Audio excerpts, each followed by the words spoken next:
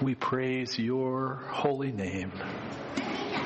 And now as we prepare to hear your word, open our hearts, our minds. Mold and shape us, we pray, as we would seek to become the people of radical faith that you call us to be. In Jesus' name, amen. Of all the vacations that our family has taken over the years, one of the favorites for Betsy and me is the trip that we took with our girls to Niagara Falls when they were younger.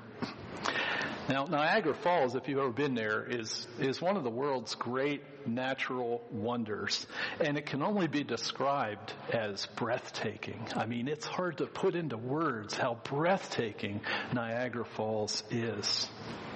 And as we were standing along the railing overlooking the falls, we were just amazed by the size of it, by the beauty of it, by the power of it. And we were even more in awe when we experienced the falls aboard the Maid of the Mist, a boat that takes you right up close to the falls, and maybe some of you have made that trip. We were wearing those raincoats that the crews give us when we get on board, and when we got up close, we just couldn't hear anything but the roar of the mighty falls, and we could feel the water splashing up on us as we got drenched by the spray. Well, after experiencing the falls from above and up close like that, we went to this theater where we saw a movie about the history of Niagara Falls. And there was some footage of men and women who actually went over Niagara Falls in a barrel. And some of them survived, and some of them did not. And then there have been a few brave souls that have actually walked across Niagara Falls on a tightrope. The first person to do it, the movie said, was a man by the name of Charles Blondin, who did it on June 30th, 1859. The first man ever to walk across Niagara Falls. Now, the rope he walked on was 1,300 feet long and only 2 inches in diameter, and it was made of hemp. Quite a remarkable feat, and Charles was really, really good at this. He did it again and again and again. One time he crossed the tightrope on stilts. Now, I don't know about you, but that would terrify me. And then there was a time when he carried his manager on his back across the tightrope. And someone suggested after the first service that maybe when they got halfway across was the time for Charles to negotiate a salary increase with his manager. And then another time he pushed a wheelbarrow that was filled with 300 pounds of cement across the tightrope. Well, one day, as the story goes, there was this large cheering crowd there gathered as Charles Blondin was tightroping across the falls. And Blondin asked the crowd, "Do you think I could put a person in this wheelbarrow and push them across the falls?" Well, everybody enthusiastically cheered and said, "Yes." And there was this one man in the crowd who was especially enthusiastic. And Blondin looked directly at him and he said, "Sir, do you think I can get someone safely across the falls on this tightrope in this wheelbarrow?" And the man said, "Yes, of course you can." And Blondin smiled and replied, "Well then, get in." And as the story goes, the man did not get in. He was smart. He refused. But as I was thinking about that, I wanted to ask whether you think that enthusiastic bystander had faith in the famous tightrope walker. And I would propose that he really did not. I mean, as a congregation, we're into week 30 now of our year-long daily Bible reading challenge, and the theme of our scriptures this week, as I've said, is radical faith. And as our readings from both the Old and New Testament testify, radical faith is more than just standing in the crowd and cheering. Radical faith is more than just professing what you believe in worship on Sunday morning. Once again this morning, I've included some teaching notes with the message, and I would invite you to take those out and follow along if you'd like. And as it says in number 1 in your notes, radical faith is totally trusting God and acting accordingly. Radical faith is totally trusting God and acting accordingly. Hebrews chapter 11 is known as the faith chapter of the Bible. And it begins with this wonderful definition of faith. I like the way Eugene Peterson translates Hebrews 11, 1 and 2 in the Message translation. And I'd like if we could read those two verses together and focus on what they're saying. Are you ready? The fundamental fact of existence is that this trust in God, this faith, is the firm foundation under everything that makes life worth living. It's our handle on what we can't see. The act of faith is what distinguished our ancestors, set them above the crowd. Now, Hebrews 11 goes on to tell stories of our ancestors in the faith. Women and men that were set above the crowd because they totally trusted God and lived accordingly. And there may be no greater example of this radical faith than the story that we're going to look at this morning. This story challenges you and me to consider what does it look like for us to be a people who have radical faith. Now, the first thing we learn as we jump into this story is that developing radical faith involves some hesitation and some questioning.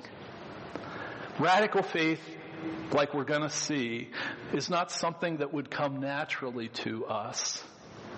But it's a journey that we're on, a journey that often involves hesitation and questioning.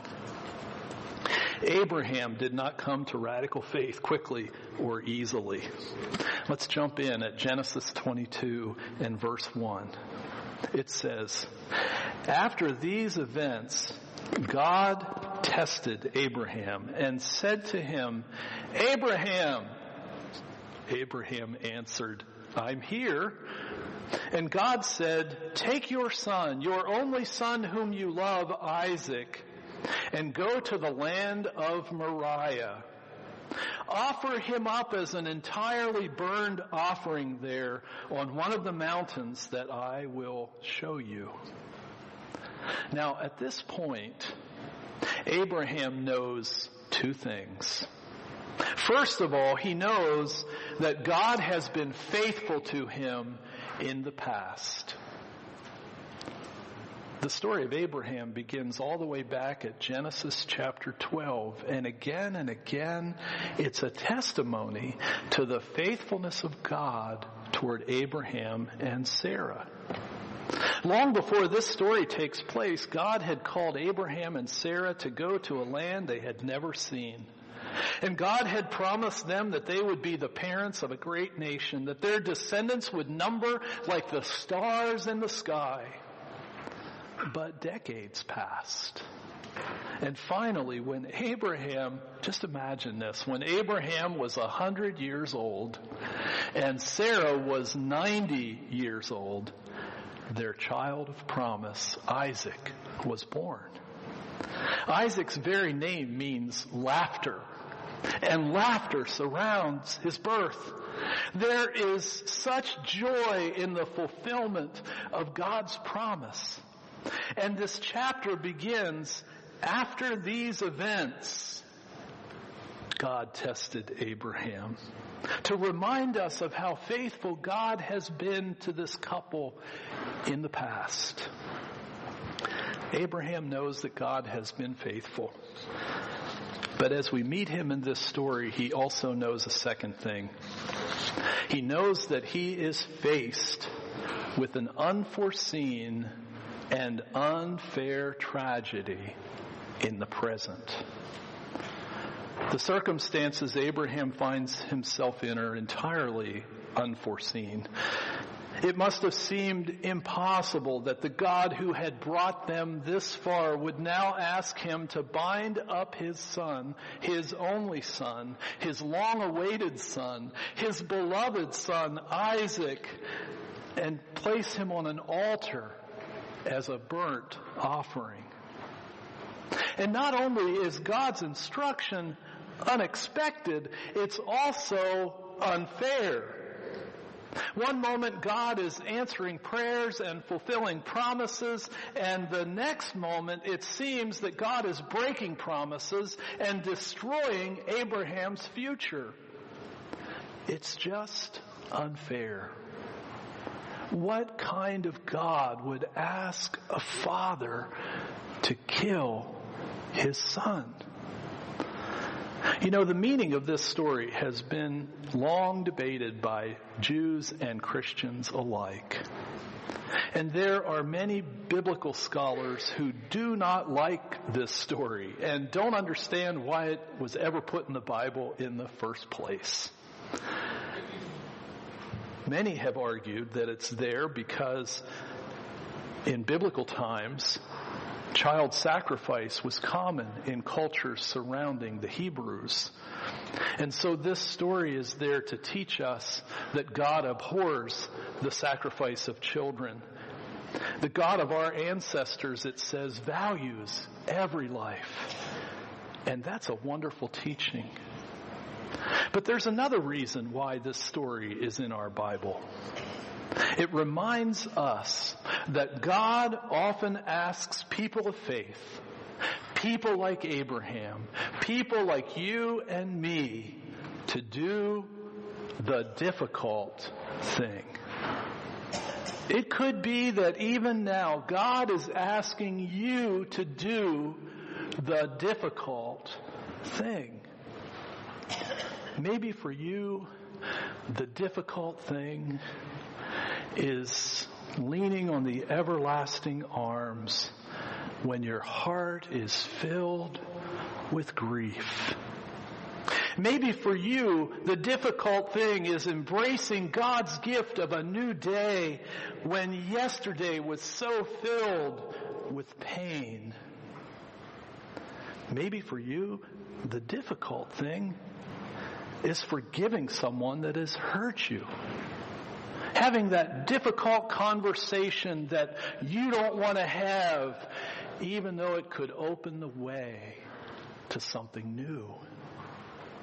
Maybe for you, the difficult thing is to meet the demands of caring for children, for aging parents, for a loved one with special needs.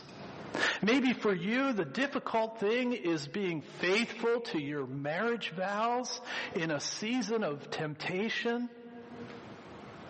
Maybe for you, the difficult thing is to overcome a persistent sin, to recognize your need and to get help to overcome it. Maybe for you, the difficult thing is showing up for worship, even in the summer, in a culture where most of the people around us seem to care less. Maybe for you, the difficult thing is surrendering your time, surrendering a portion of your treasure to join with Jesus in his great mission. We, like Abraham, are often asked in life to do the difficult thing. And as the story unfolds, we discover that doing the difficult thing is not easy. Abraham hesitates.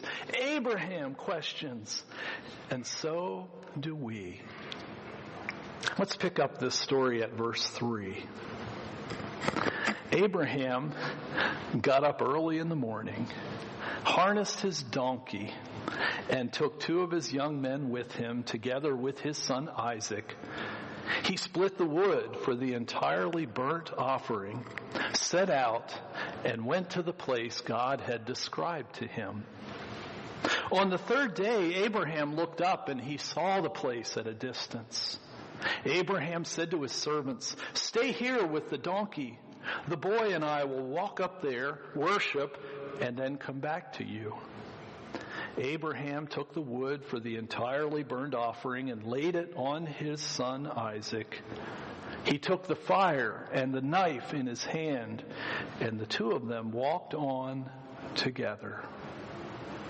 Now, you may notice as we read this story that it seems to unfold in slow motion. Frame by frame, we follow Abraham and Isaac and the 2 young men and the donkey on a long journey. For 2 whole days they walk, the donkey plodding along beside them. And Abraham doesn't say much, and Isaac doesn't say anything. And we are left to wonder, what are they thinking? And what are they feeling?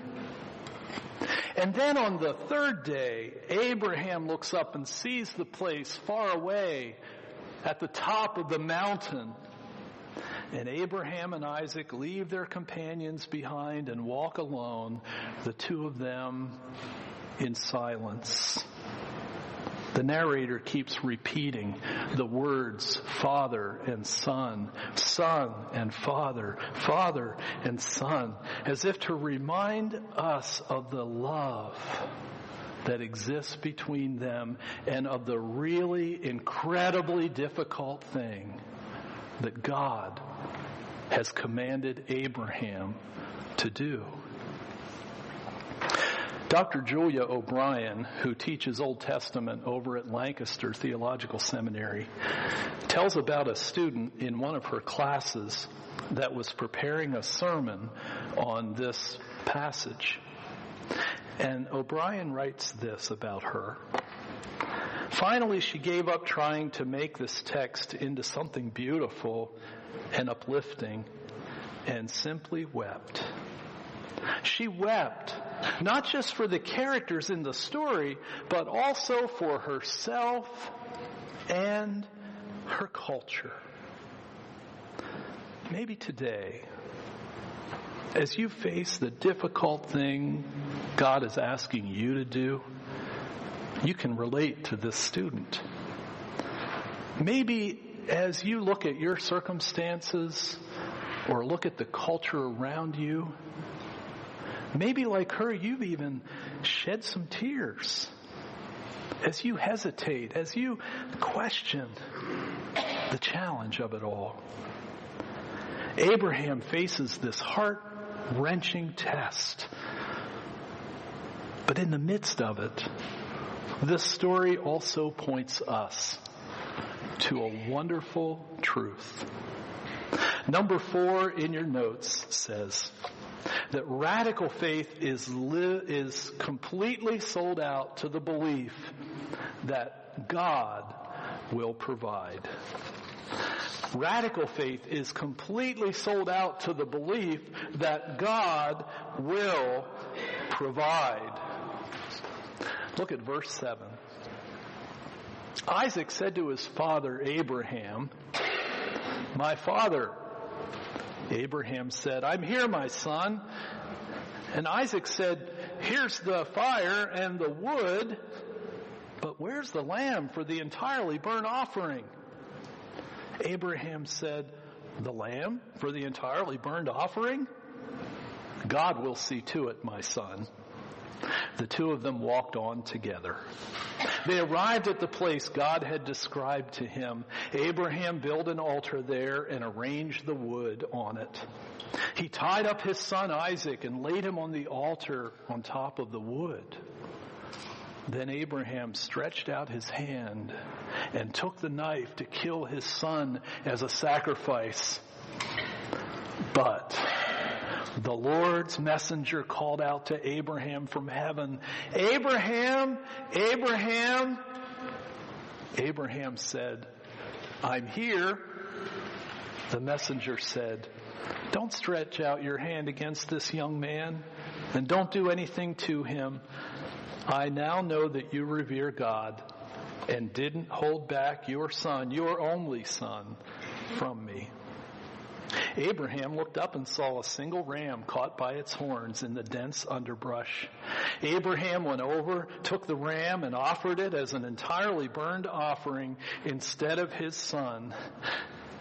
Notice how the story started moving really fast at that point.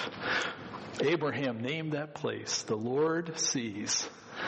And that's the reason people today say, on this mountain, the Lord is seen.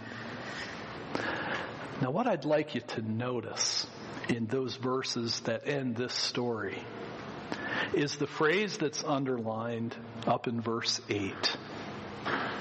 Isaac asks Father Abraham, "Where is the lamb for the entirely burned offering?"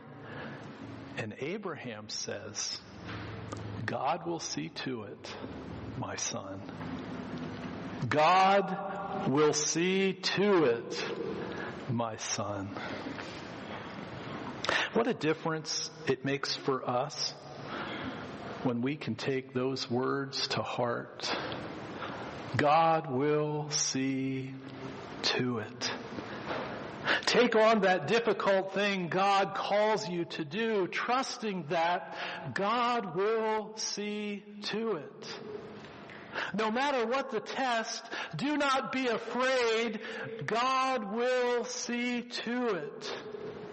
God will see to it. God will provide.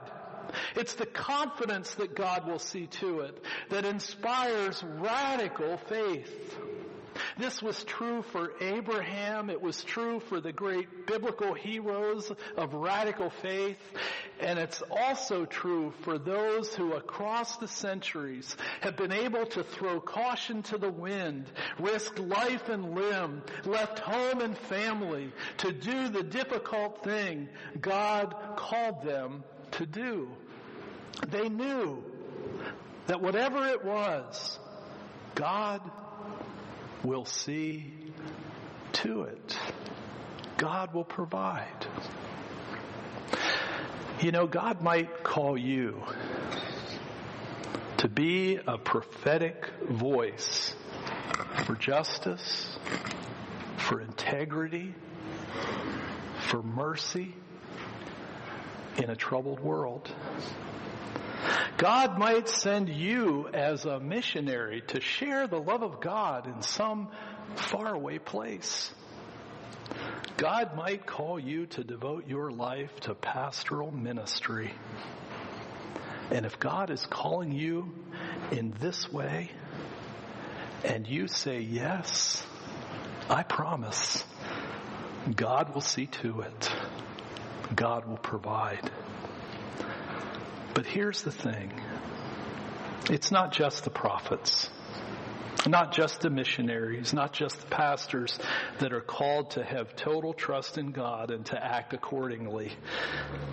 Every disciple of Jesus is called to develop radical faith. In fact, as the last line in our notes says, radical faith is lived out in the high calling of everyday life. Radical faith is lived out in your home and in your neighborhood. Radical faith is lived out at the school and in the workplace. Radical faith is lived out in our life together here at church and in the high calling of everyday life in all the places where God calls you to be. Wherever you are, whatever difficult things God calls you to do, remember, God will see to it, my son. God will see to it, my daughter. On Friday of this past week, we read in our reading plan 4 short verses in Luke chapter 21. These verses give us a wonderful picture of what it looks like to live out radical faith in the high calling of everyday life. In the story, Jesus saw rich people tossing their spare change into the collection box at the temple. And at the same time, he saw a widow throwing in 2 coins. And Jesus singled her out. And he said, all of them are giving out of their spare change. But she, from her hopeless poverty, has given everything she had to live on. Now, this widow, we know, did not have any money to give. Those 2 coins might have been her next meal, or her next visit to the doctor, or the next thing she needed to care for her home. She was giving everything that she had because she believed that God will see to it.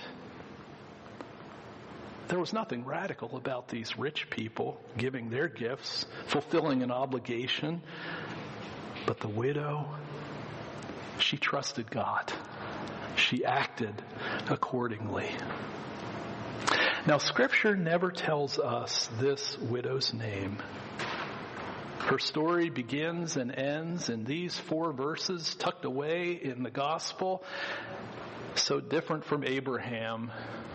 So different from all of those other great heroes of faith. And yet, I believe her witness speaks powerfully to you and me about what it looks like to do the difficult thing and to see our everyday life as a call to radical faith. I'm going to invite our band of brothers to come back and prepare for our next song. And as I do, I want to ask, what does it look like for you to have radical faith? I don't know about you, but I want to have radical faith like hers. I want to be sold out to the belief that no matter what, God will provide. I want to be among those who, in my day-to-day living, truly trust God and do the right thing and do the faithful thing and the loving thing and the bold thing and even the difficult thing, if in my life Jesus will be honored. I don't know about you, but I want to be a person that continues to grow, to have total trust, and to live accordingly, fulfilling the calling of God.